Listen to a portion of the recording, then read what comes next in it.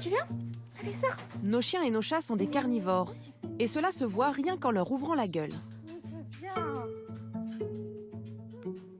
Donc un carnivore, ça se reconnaît très facilement déjà par la dentition. Tout est très acéré, très pointu pour bien pouvoir déchiqueter la viande. Les carnivores n'ont absolument pas besoin de glucides dans leur alimentation. Grâce à un procédé qu'on appelle la néoglucogénèse, l'animal va être capable de synthétiser ses propres glucides juste à partir de la viande. Donc il n'a absolument pas besoin de céréales ou d'amidon dans son apport énergétique nutritionnel.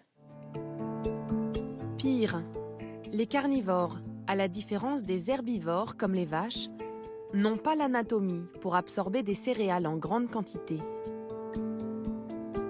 Petite leçon de digestion. Alors ce qui va permettre de différencier un carnivore d'un herbivore, c'est la longueur de son tube digestif. Ce qui explique d'ailleurs quand ils sont capables ou non de digérer les fibres végétales.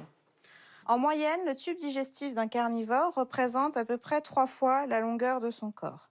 Donc ça c'est pour le chat, ça c'est pour le chien. En revanche, pour l'herbivore, le tube digestif représente en moyenne 30 fois le corps de l'herbivore, c'est-à-dire 10 fois plus que la longueur proportionnellement sur un carnivore.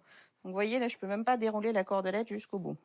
Donc on comprend tout de suite en voyant cette énorme différence dans la longueur des intestins que le carnivore ne va pas du tout pouvoir digérer à ce moment-là les céréales et la matière végétale correctement par rapport à l'herbivore chez qui ça va rester des heures dans les phases de digestion.